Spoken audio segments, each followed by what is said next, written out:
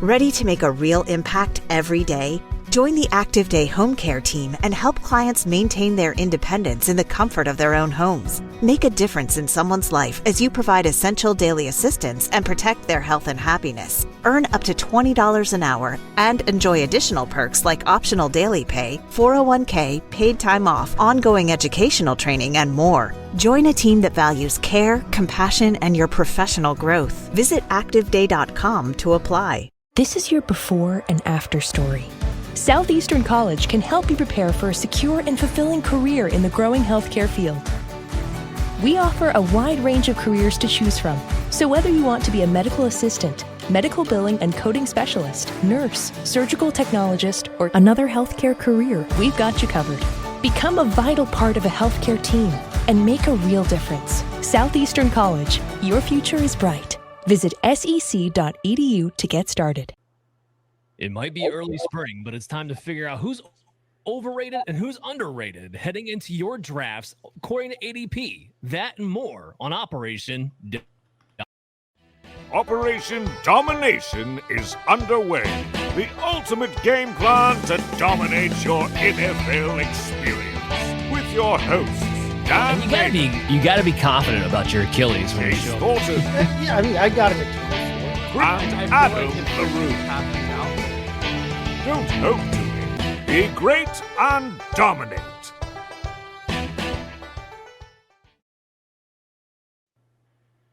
All right.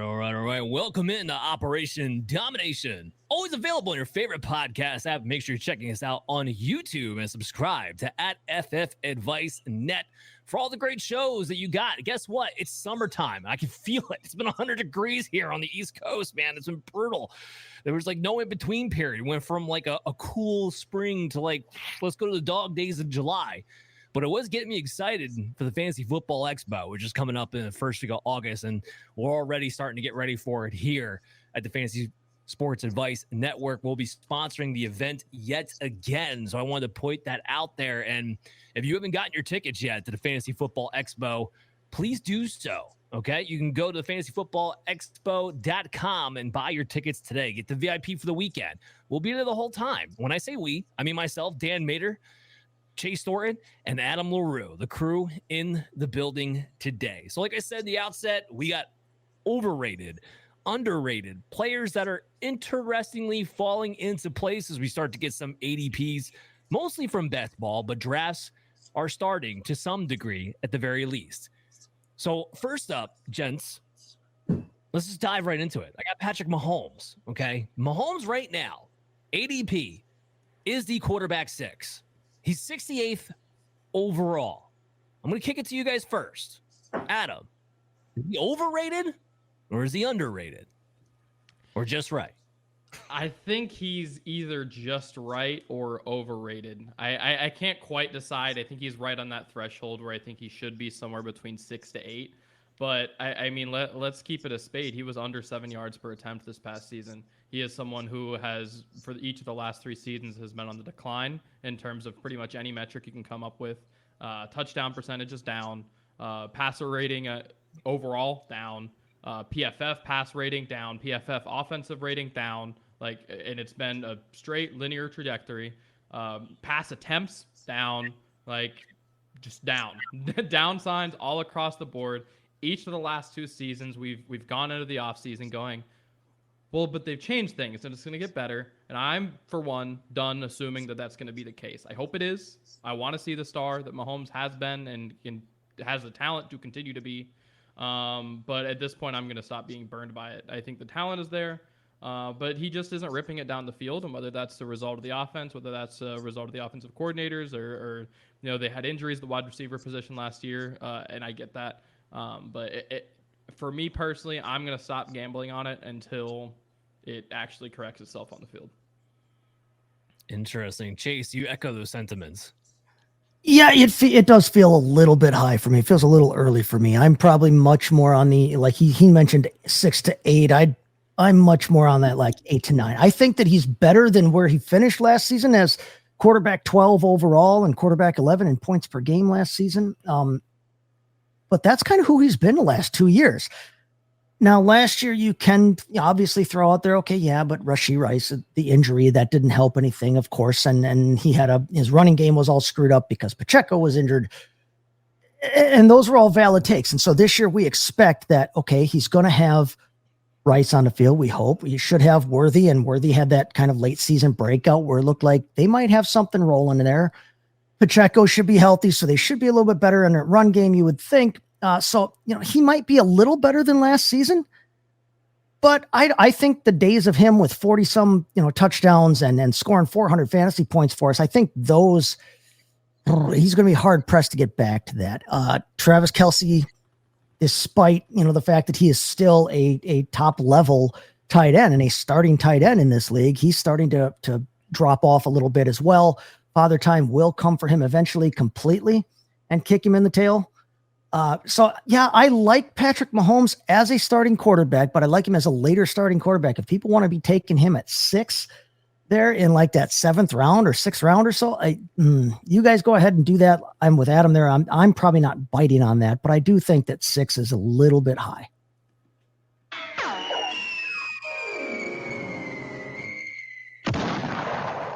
Well, then this is unanimous. Like, Patrick Mahomes for me is also an overrated value at the quarterback 6 and 68th overall. I mean, I'm going to expand upon what you guys just talked about. Last 2 years, he's been the quarterback 12, quarterback 11 on a points per game basis amongst qualified quarterbacks, right? Travis Kelce, he's getting older, coming off of one of his worst seasons. Rashee Rice, he may not be suspended. We still don't know. Xavier Worthy kind of gets left as the only dependable option because you have to factor in Hollywood Browns' injury history. Like, we don't know if he's going to make it to a season. He couldn't make it to the week 1 last year. Here's the key, and this, you guys mentioned it. From 2018 to 2022, Mahomes was averaging like 8.1 yards per attempt, 8.67 air yards per attempt. And then the last 2 seasons, 6.9, 6.83. I mean, we're talking a yard to 2 yards less. Last year, he was 26, 36, and then he was 34th in deep ball completion percentage. The deep ball has to come back from Mahomes. Now, we could play a little caveat here, which is, well, Andy Reid did come out and say during the OTAs that he wants to get this Chiefs offense back to that. So he's addressing that situation, but he hasn't gone over 30 touchdowns since 2022. Right now, 2 rounds later, you could have Dak Prescott. 3 rounds later, you could have Kyler Murray, Brock Purdy, Jared Goff. 4 rounds later, you could have Justin Fields or Justin Herbert. I'm not taking him there. So, it's unanimous there. Mahomes at QB6, maybe at some point he bounces back. Maybe if Rashee Rice isn't suspended, we could be having a different conversation to get closer to the season. But you are drafting him right now at maybe beyond his ceiling at this point from what we've seen over the past couple of years. So it's going to be interesting to see.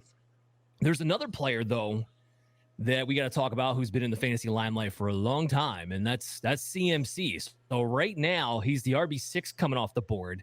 He's 14th overall. So Chase, to you, is that an overrated or underrated mark for the guy who used to be the number 1 fantasy player in all of fantasy football? Yeah, I mean, I'm trying not to have recency bias, but it seems like, there's a very select window of opportunity in the last several years where it's not recently that CMC's been injured and hasn't screwed you over from where you took him. Now, when he's on the field and healthy, he's still good. But listen, last year, I was on that bandwagon last year. I said, CMC is just too dang good. And at the time, we didn't necessarily have any of the news that he was never going to be able to play or that he was only going to play, 20 minutes or whatever the whole season. I was on that bandwagon. I said, hey, CMC, when he's on the field, is still a unique fantasy asset that you have to have. But listen, guys, he played weeks 10, 11, 12, 13 last season. You know who else played weeks 10, 11, 12, 13 only? Minnesota kicker Parker Romo. You could have taken Parker Romo, number 1 overall last season, instead of CMC like you did, and you actually would have scored more points on the season. It would have helped you more that way. That's how much taking Christian McCaffrey in the first round last year set everybody back who did it. He scored 40.3 points the entire season. And actually, of the 4 games that he played, the first 2 he he was usable, serviceable, but it wasn't CMC. It wasn't like the 23 points that you're hoping to get a game from him kind of thing. I cannot take him. I cannot, in good faith, counsel anybody to take him as the running back 6, 14th overall right now, when we just have no idea what we're going to get from him. Debo's gone. We don't know what we're going to get from Brandon Ayuk. I like Ayuk this season, but we don't know. There's not a lot of guarantee right now what that offense is going to look like around him, let alone what he's going to look like. And is he going to be and stay, as is always the question with him, healthy? So no, running back 6, no. If he drops to a running back 2 level, in my personal draft, if I'm in a draft and now he drops past that running back, 12 level or whatever, then it becomes a point to me where the risk is equal to the reward, or the reward maybe is equal to or outweighs the risk if he drops that far. But I will not be taking him as an RB1, and I don't think anybody else should be either. Ooh, not going to take him as an RB1 at all. That's interesting to me because there's a lot of upside potentially there. I don't know. Adam, how do you feel about this one? I think he is very similar to Mahomes, if not maybe a little bit closer to accurate. I might push him to 7, but I think he's functionally right where he should be. I think 6, 7 is about right. I think you get after that first tier of guys, your Saquons, your Henrys, a couple of the guys with like the upside and the youth, and then Henry kind of living on his own little island where age doesn't matter. And then Henry is the risk, or McCaffrey rather, is the risk reward pick, because I think everyone else behind him has a significantly lower ceiling. Now the case could be made, and this is what I would make, is that I think Genty should be higher. He is the 7. I would rather take Genty because I think I feel a lot safer with the lower tread. But after that, we're dealing with a lot of guys who maybe is the same level of risk. No, but like either a smaller guy, and Kyron, who is very volume dependent. Josh Jacobs, who's also older and also has is someone who has been topsy-turvy in terms of his consistency year to year. And then guys who are in flux. We've talked about Achane not being a volume guy. We've talked about Mixon, they've wanted to add other guys to that room. Breece Hall, they've wanted to look at other options. Like after that, the running back room, I think gets really, really weird. So to me, I think McCaffrey is right where he should be, because I think that of the players who can compete with your Saquons, Bijans, Henrys, Jonathan Taylors, Jahmyr Gibbs, like he's the last one, and Genty. Like those are the last 2 guys. So I think that in terms of upside, you're not getting that type of production from anyone behind him. Sorry to chase 2-1, but I'm with Adam on this one. He kind of comes in just right for me. Everything you brought up, Chase, is valid. Like CMC is an injury risk, 100%. He is turning 29 years old, but he's healthy right now. And when you put CMC with that Shanahan offense, with the schedule that they have coming up, it becomes tantalizing. We know what his upside is if he is healthy. It's the number 1 non-quarterback fantasy scorer for the season. So it's hard to give up on that upside. I think the fact that he is going in the second round, I know RB6, it sounds high, but he's going in the second round in 12-man leagues. I think that litigates some of the risk, because let's say, injuries, he missed a bunch of games, who knows? But let's say he loses efficiency. Let's say he's coming back off this injury. He's not CMC himself, right? I think that's the other concern here. Well, he's still probably a low-end RB1 in that offense. So it's the second round. He's not going to necessarily kill you if that's where you decide to draft him. So I think the price is right in that sense. I mean, this guy's been a top 5 running back every single year he's been healthy. Every single one. So I'm with you. I think, Adam, you mentioned it. Derrick Henry, Devon Achane, Bucky Irving, Jonathan Taylor, they're all going right there. But to me, him and Taylor, maybe Achane, if the Miami offense was to get efficient again, are the only ones in that group that I think has like true RB1 potential besides CMC. And we've seen it twice now in CMC's career. So I'm going to lean towards it being just right. But Chase, I hear you on some of the risk that comes with that. And those are all the same. they're all the same arguments I was making last year for why you should be taking him with your first round pick. It's just that, man, when healthy, yes, I have always said that when healthy, he is a special, unique, historical fantasy asset. But I just don't know at 29 if I'm ready to trust him like that ever again. No, and that's fair. And look, a few weeks from now, when we talk about some of our bold takes, I might be talking about Saquon Barkley and why I will not be making that, but we'll save that for a few weeks from now. Just a little tease for you guys what's coming down the pipe. All right, so let's talk a little Malik Nabers. Now, I know it's hard to say overrated, underrated. It's hard to be, I guess, underrated when you're coming up as the wide receiver 4 in ADP and 8th overall, but this is still a name that I think we have to talk about because of the surrounding circumstances of the Giants. So, Adam, I think I started with Chase last time, right? So, Adam, we'll just go back to you. Malik Nabers, when you look at him as your wide receiver 4, are you comfortable with that price tag, or is he overrated?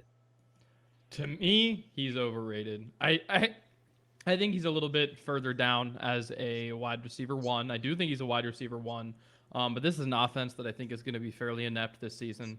I think, candidly, that this quarterback room could end up being a clown show by season's end, where we see a variety of faces and there's some hilarity with all of them.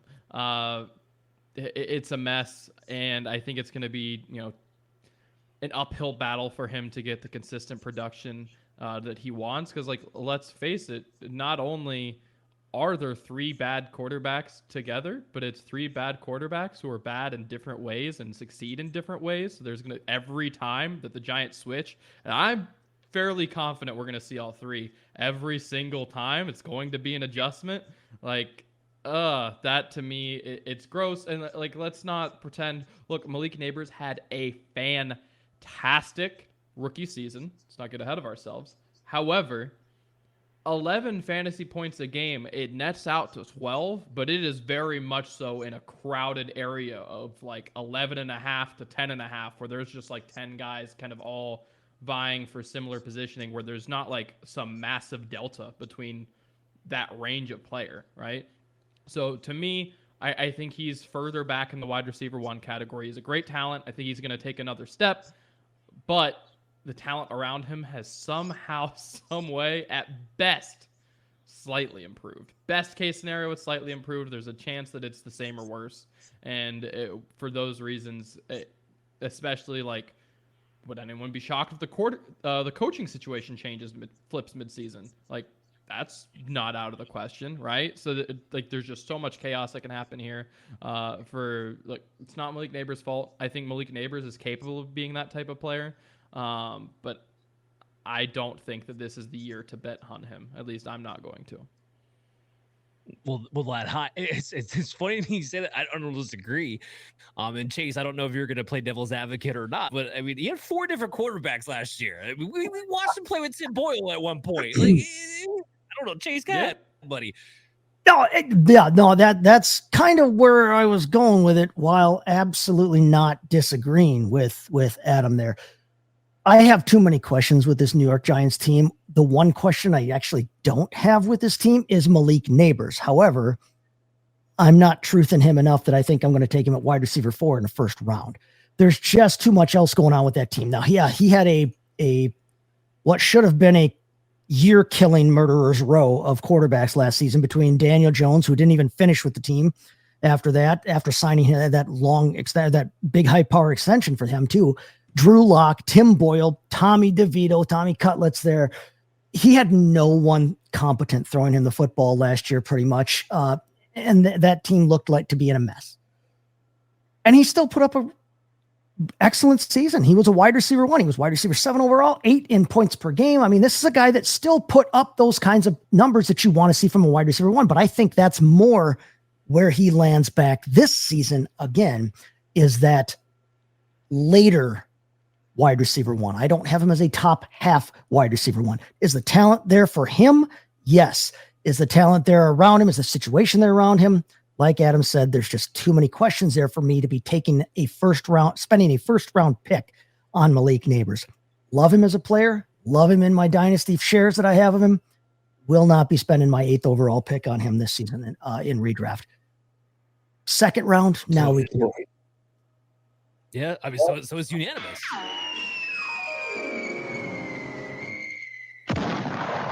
Now, that drop might be a little dramatic for Malik Nabers. I'm not saying this guy's going to fall off the planet.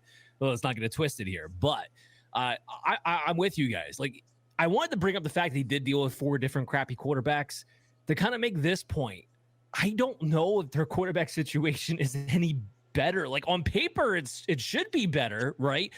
Adam, I totally agree with your point of, I think we're going to see multiple Giants quarterbacks. Whether it's 3, it's going to be at least 2. Maybe it is all 3. I tend to agree with you. It probably will be, frankly. But let's start with the guy who we're penciling in to be the week 1 starter, which is Russell Wilson, right?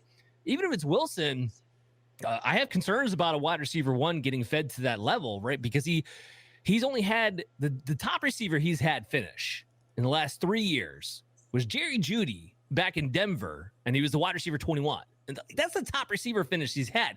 Last year, George Pickens, who's supposed to be this great example of what a Russell Wilson receiver you want them to be, right? Because of the moon ball, which he only breaks out 1 every 10 throws now. People seem to not be able to receive that, but the moon ball, he wants that prototypical go down the field type of wide receiver. He only had a 25% target share, which is decent, but that's not wide receiver 1 level numbers. And let's not forget that was an Arthur Smith passing attack. So not only did you have 1 target to go to, you're not throwing the ball that much, and it was only 25% of the time.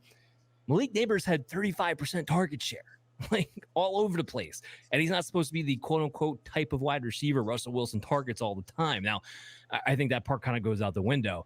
It just leads to a lot of questions. Now, I will say this.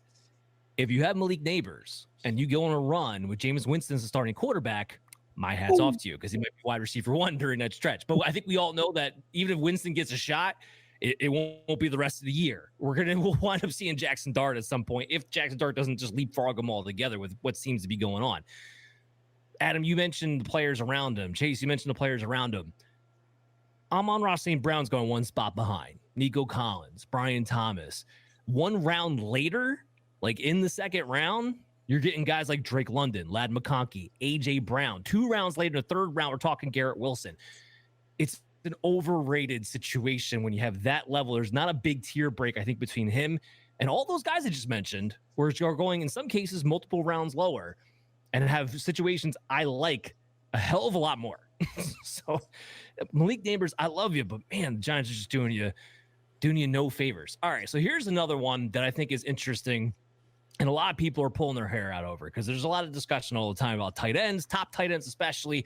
Where do you draft them? Where are they worth it to you? Right now, Sam LaPorta is the tight end 4 overall. He's 64th overall amongst all players for the flex. We saw him have a sophomore slump.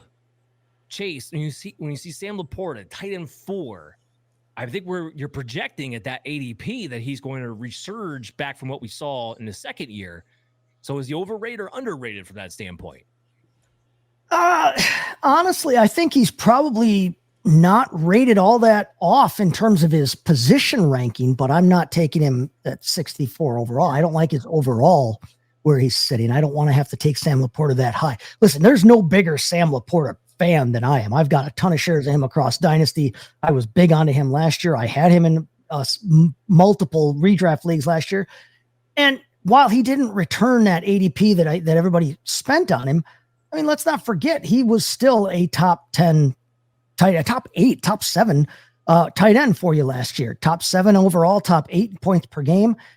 And, yeah, there was touchdown regression. There was a little bit of touchdown regression. There was a ton of target regression, and he still was a startable tight end. I think that's probably pretty close for him, because once you get past Bowers, once you get past Kittle, once you get past McBride, who is maybe my new man crush at the position, once you get past those 3 guys, it's kind of, I mean, anybody's as good as anybody else any given week. I think those 3 guys have the situations. I think they have the talent. I think they have the rapport with their current, teams that they'll be your top 3. And I'm pretty confident saying that, and I will draft them accordingly.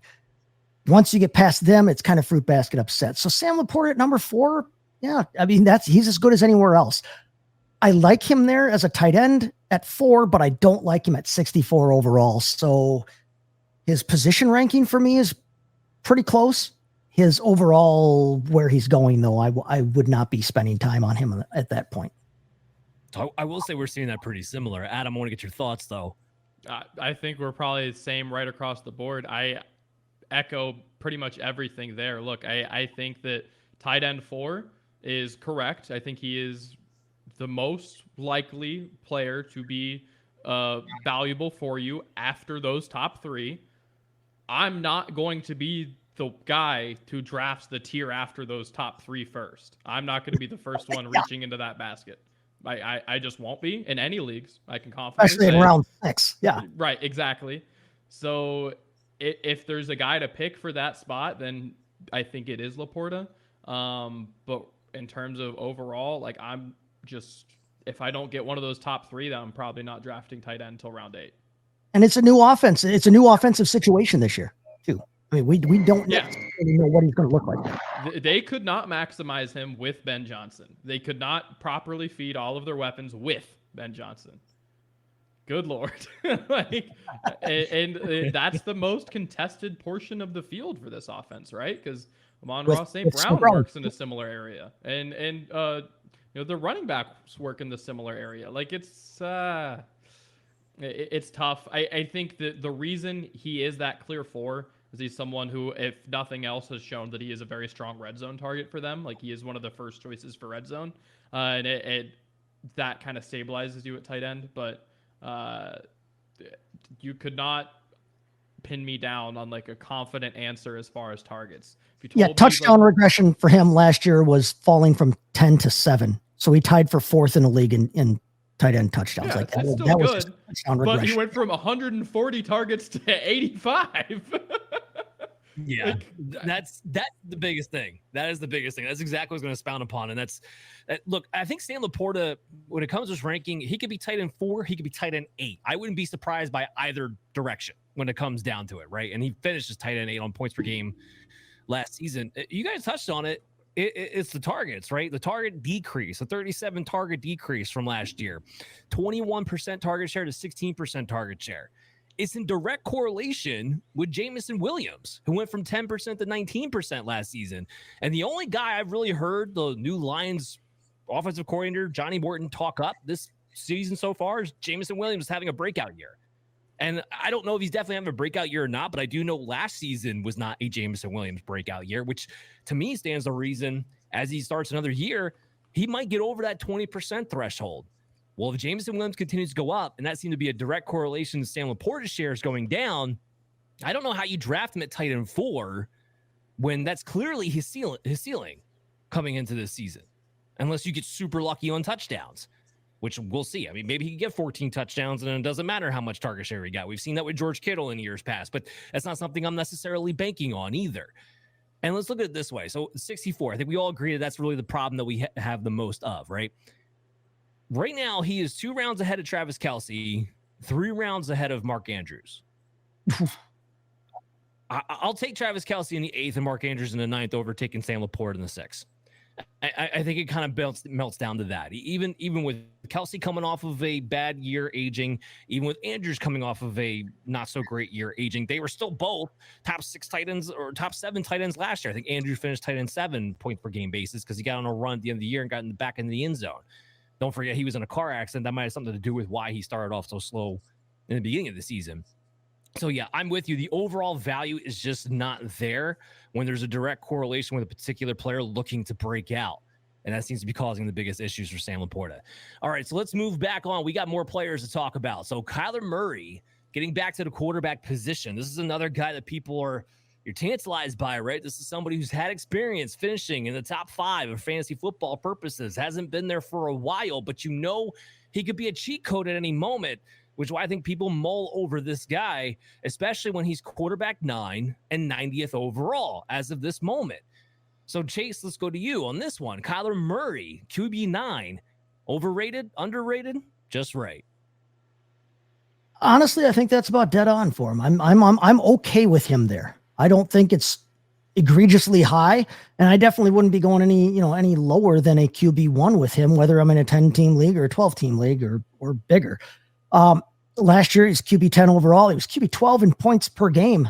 Okay. And, ended up as the 15th he scored the 15th most points in fantasy football among offensive players, right? I mean, we know quarterbacks score a lot more than other players, so that's not a shock that he was a top scoring player.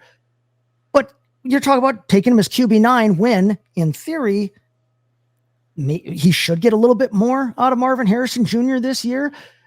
Trey Benson, we're thinking might be able to mix into things more, even if James Conner goes down. I like that running game overall there, the tandem that they have in the backfield there.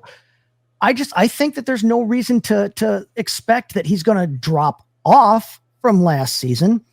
And honestly, last season, I mean, he was about a point per game, not about a half point to a point per game less than what he had been the previous couple of seasons. It's not like he dropped off much, I think, and he can do better this year even because I expect Marvin Harrison Jr. to take that step forward. I still think McBride is one of the class players in the league at his position. I'm kind of excited to see what Kyler Murray can do. I don't want to be jumping on him earlier than everybody else. I won't be reaching for him, but I think QB9 right there in that, 8th, 9th round or so. Yeah, I could take that. I'm fine with him there. Okay. Adam, what about you? Yeah, I hate to just kind of agree all the way through, but like I agree. I think he's about right. Like I think he when you get into that next tier of quarterbacks where you're just trying to get serviceable QB1, like I think he's got upside to be a little bit better than that, but not crazy upside. I don't know that, I don't think he can break into the tier 1, but can he top tier 2? I think he can. But otherwise, you get someone who is more or less consistent. You get someone who can make plays with their feet. He kind of rebounded in that regard a little bit this last season. Could you have wanted him to run a little bit more? Yeah, but it did go up towards the end of the season, especially. I don't know that he's the passer he was pre-knee injury, but it was an improvement over the previous season when he had to come back from said injury. And kind of to that point, like he gets Marvin Harrison another year, and he gets another season with Drew Petzing, who came over while he was hurt. So really, while Petzing's in his 3rd season there, it's like a year and a half of Kyler in this offense. So I think that there's a lot of positive signs for him to be as good as he was this past season or a little bit better. And for those reasons, I think he's on the fringes of, he's a back end QB1 in the middle of a tier with the upside to potentially compete for the top of that tier. So I think 9 is perfect. Yeah, we're unanimous again. I swear to you guys, we're not agreeing here on purpose, but it is kind of working out that way with where we're feeling this at. So he was QB12 last year on a points per game basis amongst qualified quarterbacks, right? Because I want to throw out the Joe Miltons and Jimmy Garoppolo's of the Jimmy Garoppolo 1 week and drop 20 points. Yeah. So you guys kind of mentioned it as far as the passing, right? Like his passing was along the lines of his career. In fact, his accuracy numbers were actually a bit more efficient than they had been in any other point in his career. And that's kind of saying something, being I wasn't overly enthralled with the passing game in general outside of Terry McBride. The key's been the rushing, right? Like 2020, he ran over 800 yards. He's been between 400 and 600 yards really ever since, besides the year he goes to the ACL. And that's enough to establish him as a low-end QB1 floor. Like, that's going to get you there, plain and simple. Can he get back to that? He talked about how last year he never felt fully healthy, and that he mentioned this, he wants to get back to running a little bit more this season. So we'll see if that winds up being the case. I think the key is going to be, is Petzing willing to design him a few more runs, or we totally dependent on, Kyler Murray scrambling a little bit more, because they didn't really design as many as we're used to seeing Kyler get last season, obviously in a direct correlation to that ACL coming off of it. So if he's a little bit healthier and then run him a little bit more, there's definitely upside to get over this QB9 spot. But at the same time, if he keeps running 400, 600 yards, he's not a threat to go 4,000 yards passing. He's not a threat to go to the 30 touchdowns passing. Like, it's just not.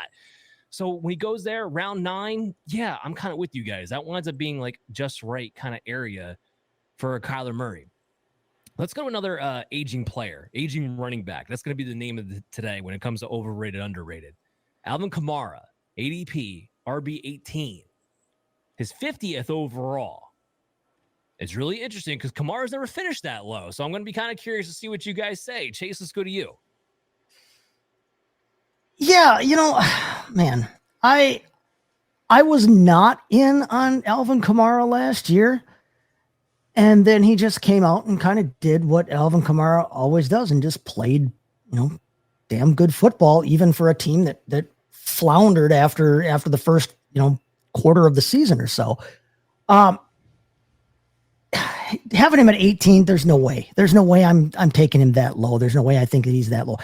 Even if this team, flounders again, because again, this might be the worst quarterback situation in the league in terms of, who is definitely going to be their starter. We're talking Spencer Rattler or we're talking Tyler Shuck. Either way, you're talking a rookie or you're talking an undersized guy who was not great last season, but at least has been there and run the offense. Or you're talking Jake Haener, for crying out loud. So, I mean, it's not going to be a great offensive situation. I don't think it's going to be a great offensive team, but Alvin Kamara still, with all of the cluster, that was last season, finishes RB10 overall, 6 on points per game basis, and had a fine season. I mean, he rushed for 950 yards. That's his career high last season, and it was not his career high in attempts even. So he still saw 68 targets. I think there's a chance, especially knowing that he's going to be playing the full year with a young quarterback, there's a chance he sees more targets than that this season. Or he saw 89 targets. He had 68 receptions. I think there's a chance we see him threaten 100 targets like he was the first 3-4 years of his career. I can't make a case for Alvin Kamara being only the running back 18 in any way, shape, or form. If that's the kind of discount people are giving you on Alvin Kamara, I say jump on that, especially if you're taking him as your RB2. I mean, if you can get Alvin Kamara as your RB2, yeah, jump on that, because 18 is way too low. 18 is way too low for me. All right. Adam, do you agree with a 30-year-old running back? Yeah, it's way too low. Like probably 4 or 5 spots too low. I think Alvin Kamara. I mean, look, I don't want to just retread over what Chase said, so I'm gonna agree with what Chase said. But to add to it, I was really impressed with Kellen Moore last season. What specifically, as it relates to Alvin Kamara, is that he adapted what he does to a completely different team than what he worked with in Dallas. That was not him just like running what he did in Dallas. He adapted to the talent there. He adapted to the playmakers there. He was not doing the stuff he did with Saquon and the stuff he did with Jalen Hurts in Dallas. He switched it and molded his offense for Philadelphia. If you were to talk about a single offensive player who is the identity of the New Orleans Saints that you can count on, to me, that player is Alvin Kamara. And I think that you start building this offense around Alvin Kamara. You could say Chris Olave. My problem with that, and maybe they do because they're not, whether they see it this way or not, is exactly what Chase is doing. It's the noggin. It's you can't depend on him being healthy. Obviously, the passing game is going to largely run through him. But from a game-by-game basis, look, like Alvin Kamara gets hurt. Let's not kid ourselves, but okay, cool. You miss 2 games a year, and the rest of the season, you are our offense.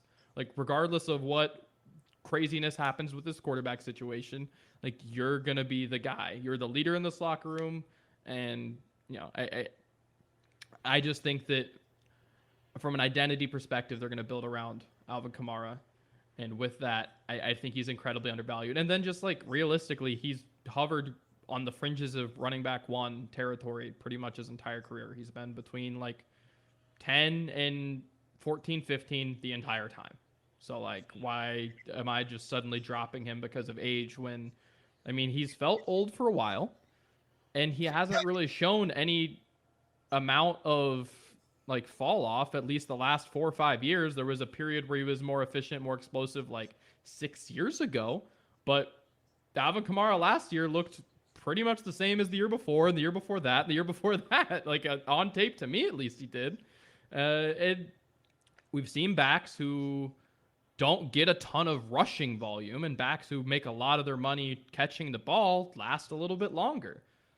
So for all of these reasons, I think he's in a position where he can hang on for a little bit. And he's kind of the opposite of Mahomes. Until I see it fall off, I'm just going to keep riding it because I think he's been a value for a while because people are afraid of his age.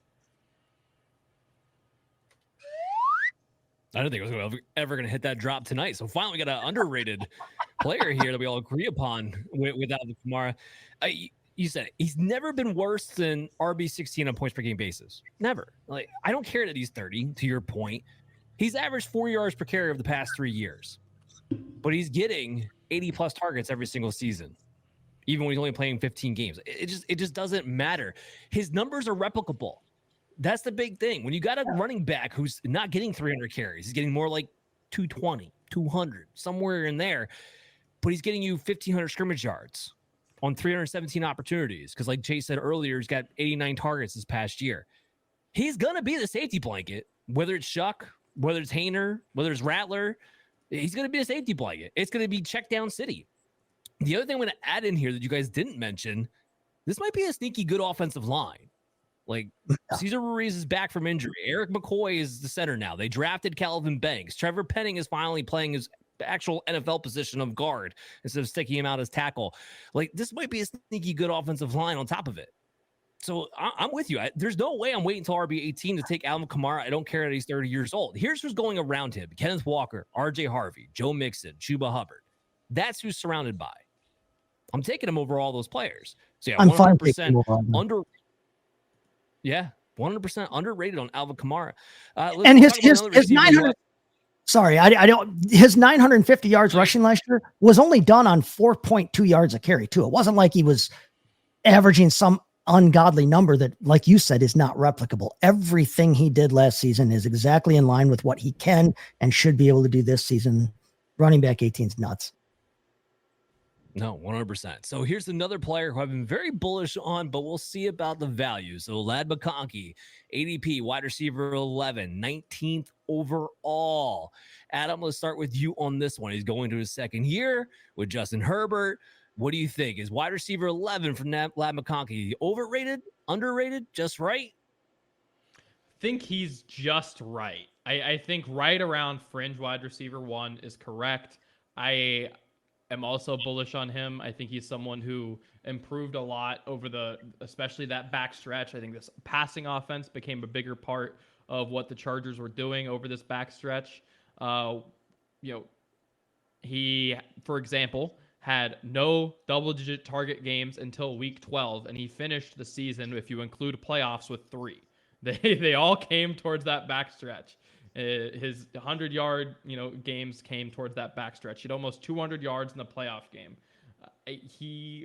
I think benefits a lot from getting another highly drafted receiver to go alongside of him, especially someone who complements his skill set extremely, extremely well. It's another year in the offense, and it's one that I think this Chargers team as a whole is kind of on their way to being able to break out. I think the Hampton pick is good for them. I think also getting Harris into them. I know we've talked about it from a fantasy perspective as that being a negative, but in terms of this offense, I think that they have significantly improved their offense, their ability to go play action, but as well their ability to, kind of stay even, be unpredictable, have multiple options instead of just Ladd's the only open guy. We have to throw it to Ladd.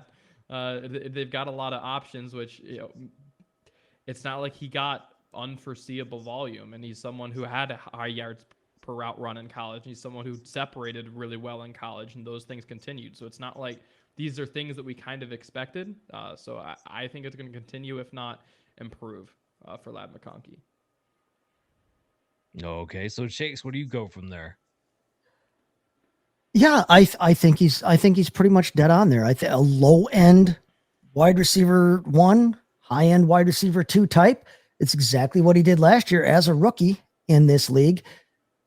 And yeah, like you talked about, you brought up the idea that Trey Harris is there now, but Quentin Johnston is not what everybody wanted him to be when he came into the league.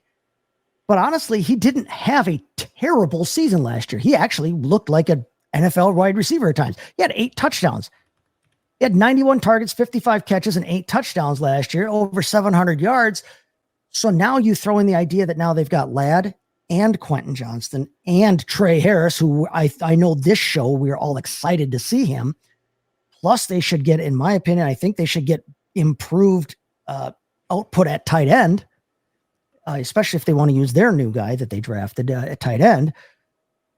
Plus, I like the possibility of that running game right now with not just their new draftee Hampton, but also with Najee Harris. I think the two of them are going to be nice together because I don't think you have to do anything different when you have, no matter who's on the field. That offense could be fun to watch this season. And Ladd, if he takes any kind of step forward in terms of his development as a player, which should be normal, should be natural in year 2, I would think. He seems like that kind of player.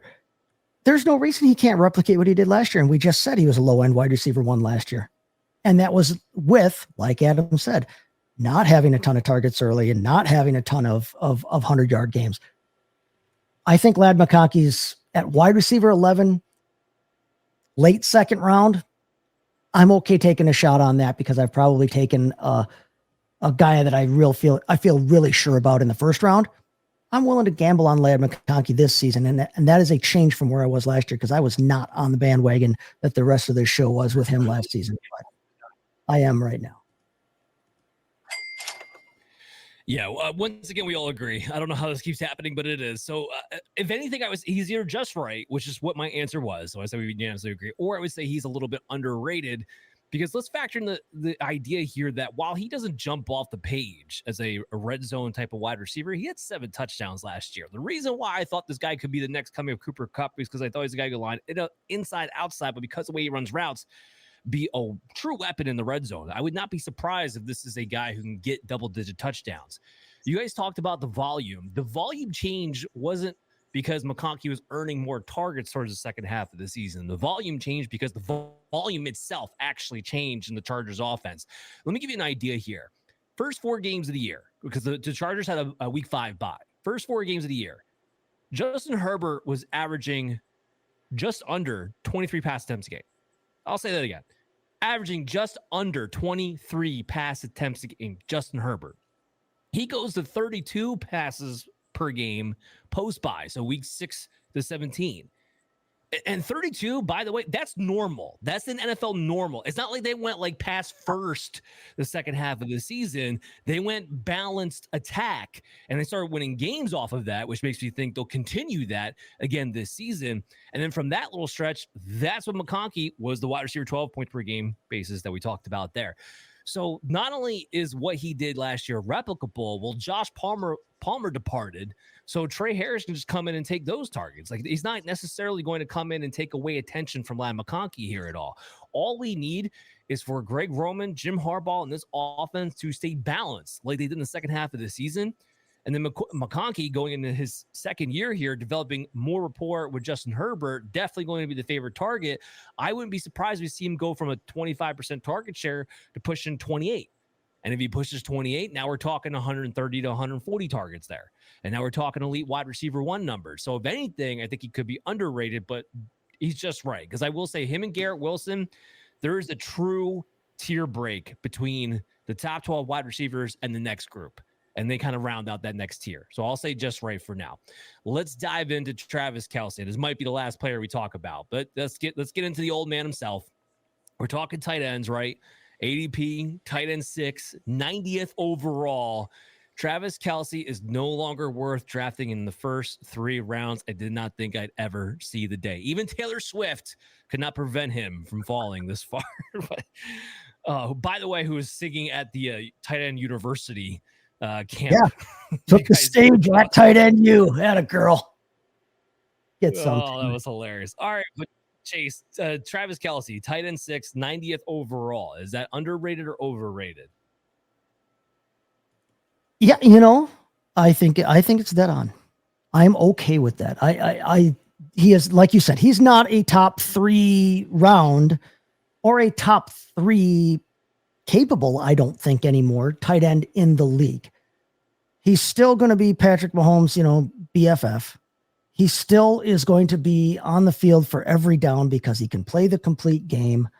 And I think he's still savvy at what he does.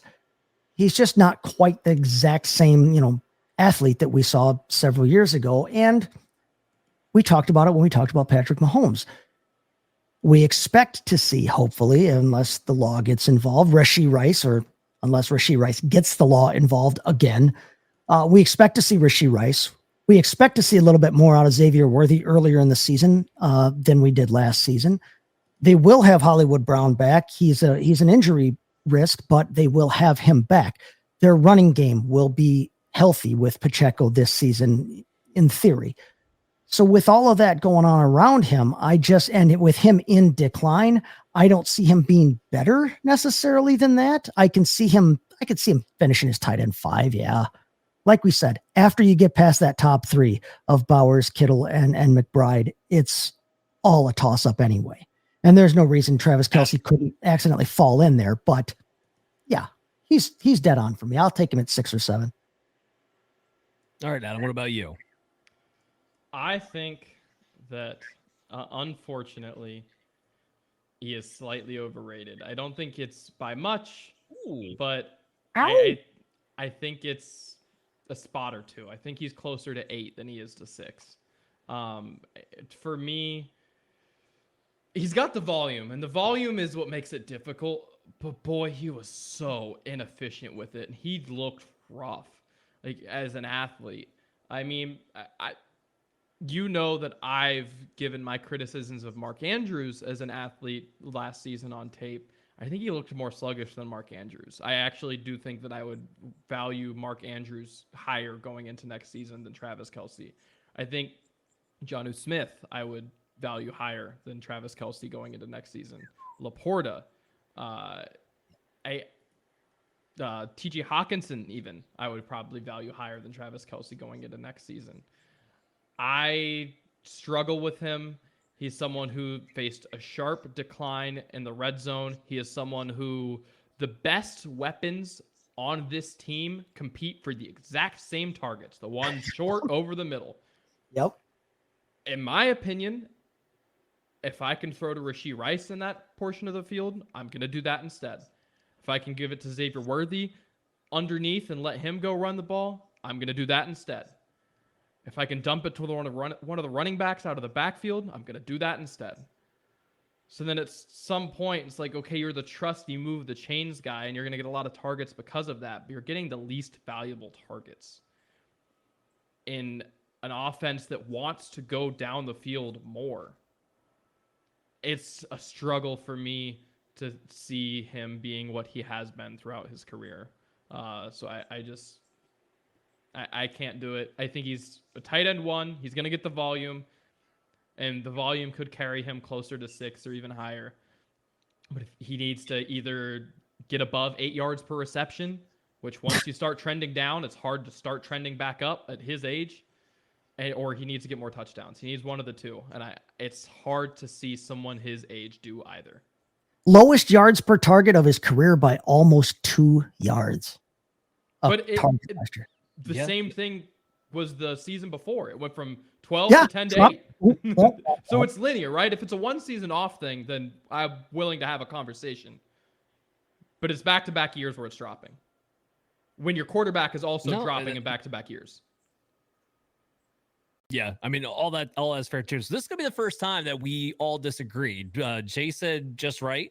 Adam said overrated. I'm going to say slightly underrated. Now, not underrated from the tight end perspective. I think tight end 6 is right. I think he's a little bit underrated from the fact that he's going in the 9th, 10th round at 90th overall. That's where he's a little underrated at. I'm okay taking Travis Kelce in the 7th or 8th round.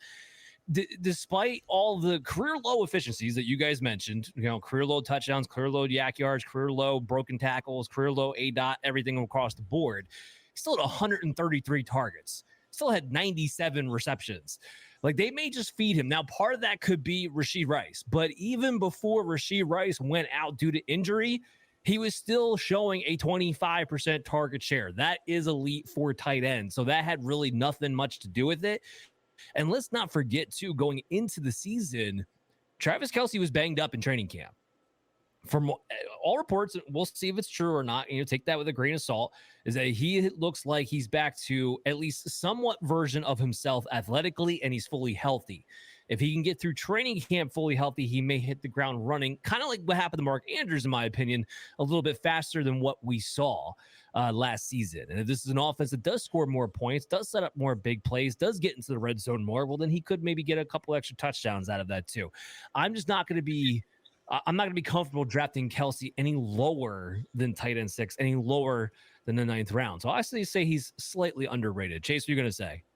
Well, and I was going to say too, let's not forget that there was all kinds of questions immediately, surrounding the Super Bowl and after the Super Bowl of whether he was going to come back or not. Was this going to be his last year? Whatever. If this turns into, if privately, if they know that this is like last ride type situation with him, he and Patrick might just try to ball out too. So yeah, I mean that volume, I don't expect his volume to drop at all. And so even he can afford to be inefficient if he's still catching 73% of 130 plus targets. He can afford to be inefficient and still score you tight end 6 types points. So yeah, I'm fine with him at 6 at least. Tight ends can bounce back. Tight ends can't. We've seen it. Antonio Gates, Tony Gonzalez. These are guys that 38 years old were still top 5 tight ends after both of them having inefficient years before. So I'm not going to roll completely out in Travis Kelce's case, but that is going to do it for today's show. I hope you guys enjoyed it. We are going to have a July 4th theme next week, talking about some players that we're going to be breaking free from, or players who have broken free from other situations. Can't wait to talk about that. Chase is going to be leading the way. Make sure you guys check out Operation Domination Football on your favorite podcast app, and subscribe, to our YouTube channel on the Fantasy Sports Advice Network at FF Advice Net. We'll see you guys real soon. Hey there, I want to thank you for watching Operation Domination today. And if you're enjoying the show,